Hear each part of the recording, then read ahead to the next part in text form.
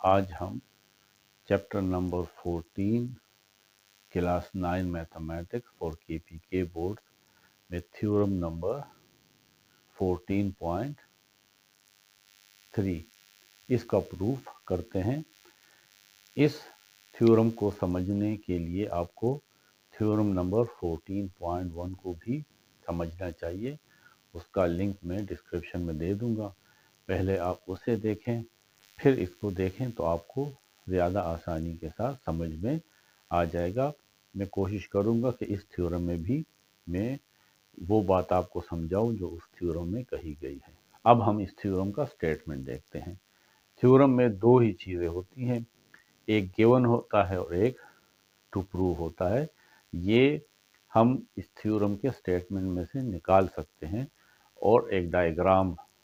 तो अगर आप ये तीन चीज़ें भी लिख लें तो आपको 2 या 3 मार्क्स मिल सकते हैं। तो पहले हम इसमें से गिवन और टू प्रूव निकालते हैं और फिर आगे इसको सॉल्व करते हैं। इस थ्योरम को समझें। देखें, the internal bisector of an angle of a triangle. ये ट्राइंगल है, इसका कोई एक एंगल हम लेते हैं और उसको इंटरनली बाइसेक्ट करते हैं, यानी दो इक्वल हिस्सों में डिवाइड करते हैं। ऑफ अ ट्राइंगल, ये जो इंटरनल बाइसेक्टर है इस ट्राइंगल का, divide the side opposite to it. तो इस एंगल के जो अपोजिट साइड है, इस सिचुएशन में ये ए बी इस एंगल के अपोजिट साइड है, तो ये जो बाइसेक्टर होगा, ये जो इस एंगल सी का बाइसेक्टर होगा, ये ए बी को डिवाइड करेगा। ये हमारे पास गिवन है। किस तरह डिवाइड करेगा? Divide the side opposite to it in the ratio of the lengths of the side containing the angles. ये जो ए बी साइड है ये डिवाइड होगा एक रेशो में। किस खास रेशो में? ये जो डिवीजन होगी, ये जो रेशो होगा, ये उस दो साइड्स के रेशो के इक्वल होगा जिसमें ये एंगल कंटेन करता है, जिसमें ये एंगल है। तो एंगल सी कौन से दो साइड में है? इस ए सी और बी सी साइड में है। तो प्रूव यानी हमें ये करना है कि जब हम इस सी से यहाँ पे एक बाइसेक्टर ड्रा करेंगे और ये बाइसेक्टर ए बी को पॉइंट एल पे मिलता है। यहाँ पे ये दो एंगल बन जाते हैं, एक एंगल को 1 कह लें, दूसरे एंगल को 2 कह लें। तो प्रूव ये करना है, टू प्रूव यानी यहाँ पे मैं पहले लिख लेता हूँ, गिवन बाद में लिखते हैं। टू प्रूव कि जब ये बाइसेक्टर, इस एंगल सी का बाइसेक्टर इस ए बी जो अपोजिट साइड है इसको डिवाइड कर रहा है दो हिस्सों में, तो ये जो ए एल सेगमेंट है डिवाइडेड बाय ये एल बी सेगमेंट, ये इक्वल होगा, ये डिवाइड्स द अपोजिट साइड। देखें, ये अपोजिट साइड को डिवाइड करता है इन द रेशो। किस रेशो में? यानी ए एल और एल बी को किस रेशो में डिवाइड करता है? In the ratio of the lengths of the side containing the angle. वो दो साइड जिसमें वो एंगल मौजूद है, जिस एंगल को हमने बाइसेक्ट किया है, उस रेशो में डिवाइड करता है। तो एंगल सी या ये जो 1-2 एंगल हैं ये यहाँ पे मौजूद हैं। तो ये एंगल किन दो साइड्स के दरमियान है? ए सी और बी सी, इन दो साइड में मौजूद है। ये जो ए बी साइड डिवाइड हुआ है, इसे किसने डिवाइड किया? इसे इस internal bisector of angle C ने डिवाइड किया है। ये एंगल सी ने अपने अपोजिट साइड को डिवाइड किया है। किस तरह? यानी ये ए एल और एल बी इस तरह डिवाइड हुआ है कि ये एंगल जिन दो साइड्स के इनसाइड मौजूद है उसके रेशो के इक्वल है। तो ये हमारा टू प्रूव है। अब गिवन क्या है? तो गिवन में अब ज़रा बाद में लिख लेता हूँ। हमारे पास गिवन एक ट्राइंगल है। In triangle A B C, C L क्या चीज़ है? सी एल इस एंगल सी का बाइसेक्टर है। CL is the bisector of angle C, और ये CL AB को पॉइंट L पे मिलता है, which meets opposite side AB at L। तो अब हमने फिर ये प्रूव करना है कि AL divided by LB is equal to AC divided by BC। Book में यहाँ पे LB की जगह BL लिखा है, तो इससे कुछ फ़र्क नहीं पड़ता। अगर आप यहाँ पे भी चेंज करना चाहें तो मैं कर देता हूँ, यानी आप इसको BL भी लिख सकते हैं ताकि तरतीब एक जैसी हो जाए। यानी यहाँ पे AL है तो BL, इस वजह से मैंने भी इसकी तरतीब चेंज कर दी है। तो थ्योरम आपको समझ में आ गया होगा कि the internal bisector of an angle, किसी एंगल को, ये एंगल ए भी हो सकता है, बी भी और सी भी, लेकिन ये हमारे लिए ज़्यादा आसान है क्योंकि इस साइड पे कंस्ट्रक्शन ज़रा आसान होती है। तो कहा जा रहा है कि the internal bisector of an angle, कोई एंगल है यानी एंगल सी, इसका हमने इंटरनल बाइसेक्टर लिया। इंटरनल बाइसेक्टर ने इस एंगल को दो इक्वल पार्ट में डिवाइड कर दी, यानी दो इक्वल पार्ट हैं, एंगल 1 और एंगल 2। इसमें ये एंगल 1 और एंगल 2 आपस में इक्वल है क्योंकि ये बाइसेक्टर है, इक्वल पार्ट में ये डिवाइड हो गया है। इस इंटरनल बाइसेक्टर ने इस अपोजिट साइड को दो हिस्सों में डिवाइड कर दिया है। वो दो हिस्से क्या हैं? वो दो हिस्से AL और BL है। ये तो था गिवन। अब प्रूफ क्या करना है? ये जो अपोजिट साइड डिवाइड हुआ है, किस तरह डिवाइड हुआ है? Divides the opposite side to it, इस एंगल के जो अपोजिट साइड डिवाइड हुआ है in the ratio of the length of the side containing the angle. तो ये जो अपोजिट साइड डिवाइड हुआ है यानी AL और LB, ये उन दो साइड्स के रेशो के इक्वल होगा जिस दो साइड्स में ये एंगल मौजूद है। कौन सा एंगल? जिसको हमने बाइसेक्ट किया है। यानी मैथमेटिकली हम इसको इस तरह लिखेंगे कि ये जो AL और LB दो साइड डिवाइड हुए, इन दोनों के दरमियान रेशो उन दो साइड्स के रेशो के बराबर होगी जिसके अंदर ये एंगल मौजूद है। और वो दो साइड्स कौन से हैं? वो AC और BC है। अब हम कंस्ट्रक्शन करते हैं। कंस्ट्रक्शन हम क्या करते हैं? इस CL के पैरेलल हम यहाँ पे एक BD एक रे ड्रा करते हैं, और ये BD रे जो है ये इस AC को पॉइंट D पे मिलती है। तो ये कंस्ट्रक्शन हम करते हैं। LC के पैरेलल हम ये एक रे ड्रा कर रहे हैं,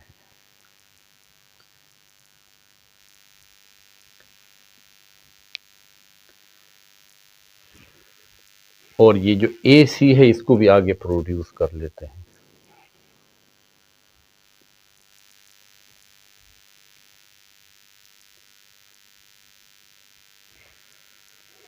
तो ये जो BD है ये AC को पॉइंट D पे मिलती है। यहाँ पे भी कुछ एंगल बन जाते हैं। ये एंगल 3 है और ये एंगल 4 है। इस कंस्ट्रक्शन को लिख लेते हैं।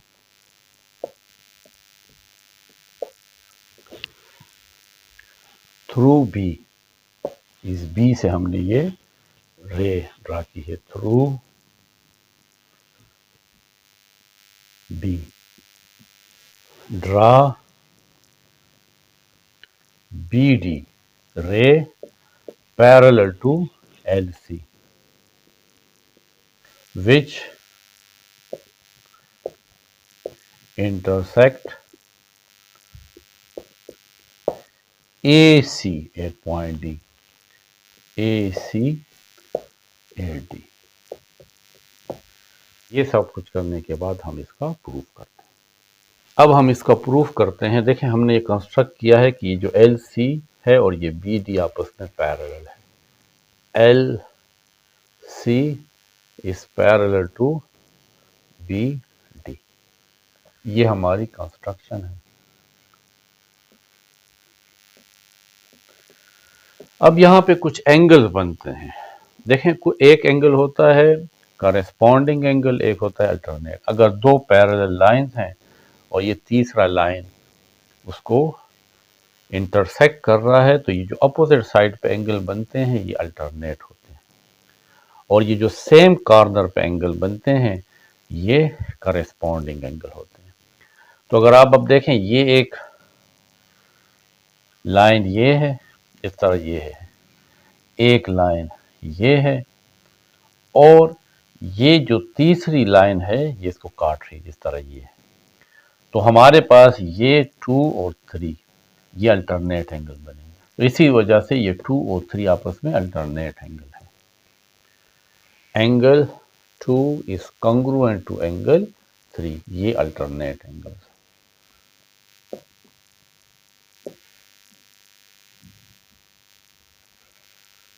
सेम साइड पे या सेम कॉर्नर पे जो एंगल बन रहे हैं ये करेस्पॉन्डिंग एंगल है। अगर दो पैरेलल लाइन है और तीसरी इसको इंटरसेक्ट कर रही है, यहाँ पे भी ये दो पैरेलल लाइंस है और ये तीसरी लाइन इसको इंटरसेक्ट कर रही है, तो ये 1 और 4 ये करेस्पॉन्डिंग एंगल है सेम कॉर्नर के ऊपर। देखें, आप इस कॉर्नर को लेकर आए, ये कॉर्नर और ये कॉर्नर, यहाँ पे भी देखें ये और ये, तो ये असल में करेस्पॉन्डिंग एंगल है। Angle 1 is congruent to angle 4, इसको हम कहेंगे करेस्पॉन्डिंग एंगल।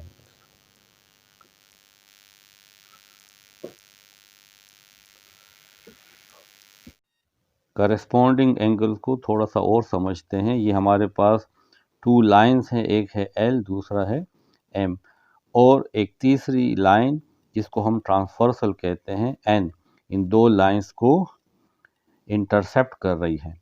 ये lines L and M parallel है। तो हमारे पास बहुत सारे एंगल बन रहे हैं, 1 2 3 4 5 6 7 8। अगर आप एंगल 2 को देखें तो एंगल 2 के रिलेटिव पोजीशन पे एंगल 6 है।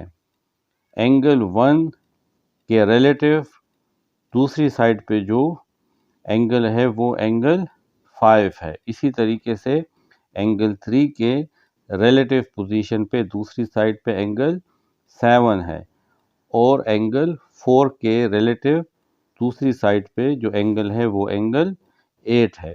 इसलिए ये तमाम एंगल्स करेस्पॉन्डिंग एंगल्स हैं और ये आपस में कॉन्ग्रुएंट होंगे क्योंकि ये लाइंस पैरेलल है। तो इसकी डिफिनीशन है, when two or more lines are cut by a transversal, the angles which occupy the same relative positions are called corresponding angles. In the figure, the pair of corresponding angles are, ये आपके सामने ये angle given है। अब साथ साथ alternate angles की definition भी देख लें कि when two lines are cut by a transversal, the pair of angles on either side of transversal and inside the two lines are called the alternate interior angles. In the above figure, the alternate interior angles are, देखें angle 3 और angle 5 और angle 4 और angle 6, ये इस transversal के either side पे यानी opposite sides पे है, तो ये आपस में alternate angles हैं। If two parallel lines are cut by a transversal, then the alternate interior angle form are congruent. अगर लाइंस पैरेलल हैं, जिस तरीके से यहाँ पे M और L लाइन पैरेलल है और ये N ट्रांसवर्सल इन दोनों लाइन को इंटरसेप्ट कर रहा है, तो अल्टरनेट एंगल आपस में कॉन्ग्रुएंट होंगे। इसलिए angle 3 and 5 and angle 4 and angle 6 are congruent angles. इसको आप इक्वेशन 1 कह लें, इसको इक्वेशन 2 कह लें। अगर अब आप यहाँ पे देखें तो हमने इस एंगल C को बाइसेक्ट किया था, जिससे एंगल C दो इक्वल एंगल्स में डिवाइड हो गया था, एंगल 1 और एंगल 2। यानी हम कहेंगे कि एंगल 1 तो एंगल 2 के कंग्रुएंट है। ये तो गिवन है, ये हमें गिवन है कि बाइसेक्टर एंगल, तो ये गिवन है। यहां पे आप बट लिख लें। तो 1 2 के इक्वल है और 1 4 के इक्वल है और 2 3 के इक्वल है, लेकिन 1 और 2 भी आपस में इक्वल है। इसका मतलब है कि एंगल 3 और एंगल 4 भी आपस में इक्वल है। Therefore angle 3 is congruent to angle 4। इसको हम ट्रांजिटिव प्रॉपर्टी कहते हैं।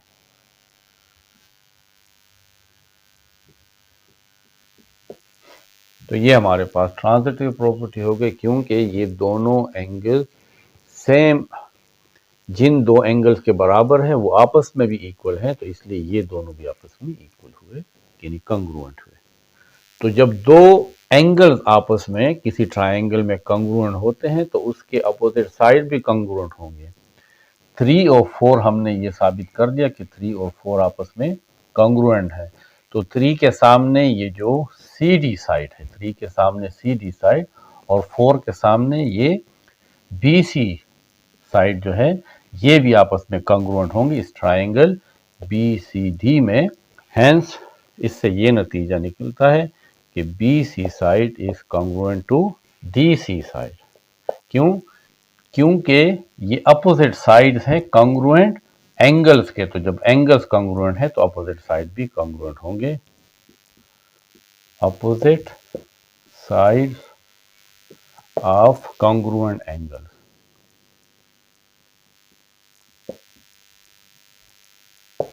अब हम इस बड़े ट्रायंगल की तरफ आते हैं, ट्रायंगल ADB की तरफ। इन ट्रायंगल ABD ये हमने इसमें कंस्ट्रक्शन की है कि जो LC है ये BD के पैरेलल है। इस बड़े ट्रायंगल में CL is parallel to BD, ये हमारी कंस्ट्रक्शन है। अब आ जाए 14.1 थ्योरम की तरफ, जिसमें ये कहा गया है कि अगर आपके पास ABC एक ट्रायंगल है, एक पैरेलल लाइन है एक साइड के, यानी ये जो पैरेलल लाइन है ये किसी एक साइड के पैरेलल है और बाकी दो साइड को ये मीट कर रही है पॉइंट K और L के ऊपर। तो फिर ये जो KL होगा, ये जो बाकी दो साइड्स होंगे उसको डिवाइड करेगी एक प्रोपोर्शनल के साथ। यानी किस प्रोपोर्शनल के साथ? वो हमने प्रूफ किया था कि measurement of CK divided by measurement of KA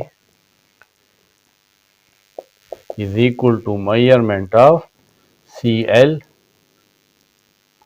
divided by measurement of LP। ये हमने एक थ्योरम लिया था। थ्योरम की स्टेटमेंट भी देख लें कि a line parallel to one side of the triangle intersect the other two sides, divide them proportional। बिल्कुल अब यही एग्जैक्टली है, लेकिन ये अब ट्रायंगल इस तरह है। देखें, वो ट्रायंगल ये था, अब ये एक ट्रायंगल है ABD। इस ट्रायंगल में ये जो LC है ये BD के पैरेलल है, जिस तरीके से एग्जैक्टली जिस तरीके से KLAB के पैरेलल था, यहां पर ये जो LC है ये BD के पैरेलल है। तो वहां पे हमने ये कहा है कि ये जो CK और KA के दरमियान रेशो है ये इक्वल होगा CL और LB के दरमियान रेशो। बिल्कुल इसी तरीके से AL के दरमियान जो रेशो है, मेजरमेंट ऑफ AL के दरमियान रेशो और LB के दरमियान जो रेशो है, के साथ भी M लिख लें, यानी मेजरमेंट, वो इक्वल होगा ये AC के दरमियान रेशो, मेजरमेंट ऑफ AC के दरमियान ratio divided by measurement of CD के दरमियान रेशो। बिल्कुल यही बात है। तो हम इसको, इस रिजल्ट को यहाँ पे लिख लूँगा, measurement of A L divided by measurement of L B या बी एल, बात एक ही है, B L is equal to measurement of A C divided by measurement of DC, और measurement of AL divided by measurement of BL is equal to measurement of AC divided by measurement of DC। देखें यहाँ पे जो DC है, मैं इसकी जगह BC भी लिख सकता हूँ कि ये दोनों आपस में इक्वल है, measurement of BC। तो यहाँ पे हम फिर लिख सकते हैं कि क्योंकि BC और DC आपस में कॉन्ग्रुएंट है। तो ये कंसेप्ट आपको क्लियर हो गया होगा कि जो तरह हम लोगों ने थ्योरम नंबर 14.1 में पढ़ा है, उसको समझा था कि अगर एक ट्रायंगल है और उस ट्रायंगल में से उसके दो साइड में से एक लाइन गुजर रही है, देखिए ये लाइन है जो इस बड़े ट्रायंगल के दो साइड को टच कर रही है L और C पॉइंट पे, यानी ये LC एक पैरेलल लाइन आप कंसिडर कर लें जो इस पूरे ट्रायंगल ABC के दो साइड को टच कर रही है। कौन से पॉइंट्स के ऊपर? L और C के ऊपर, जिस तरह यहाँ पर K और L को टच कर रही है। और ये जो LC है ये BD, ये इस ट्रायंगल का तीसरा साइड उसके पैरेलल है, जिस तरीके से इस ट्रायंगल में ये AB साइड जो है इस ट्रायंगल का इसके पैरेलल है। तो फिर ये लाइन इन दो साइड को डिवाइड करती है प्रोपोर्शनल के साथ, एक खास तनासब के साथ। और वो क्या तनासब है? वो ये है कि सी के divided by K A is equal to C L divided by L B. और यहाँ पे ये जो पैरेलल लाइन है ये इस बी डी के पैरेलल है। तो फिर ये जो सी एल लाइन है इस ट्रायंगल कि ये जो दो साइड्स हैं जिस में से ये गुजर रही है उसको डिवाइड करती है प्रोपोर्शनल के साथ, एक खास तनासब के साथ। वो प्रोपोर्शनल क्या है? यानी A L divided by L B is equal to A C divided by C B. बस एक लास्ट है कि इसके साथ यही वाली थ्योरम की जो स्टेटमेंट है वो मैंने लिखनी है, वो मैं लिखता हूँ। प्रोपोर्शनल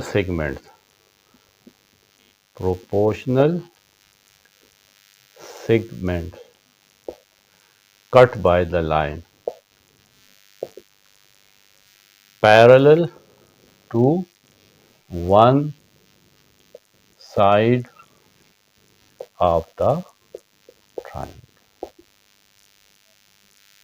यानी ये जो पैरेलल लाइन है जो इस ट्राइंगल की एक साइड के पैरेलल है, इस पैरेलल लाइन ने इन साइड्स को जो कट किया है, तो ये साइड आपस में प्रोपोर्शनल है।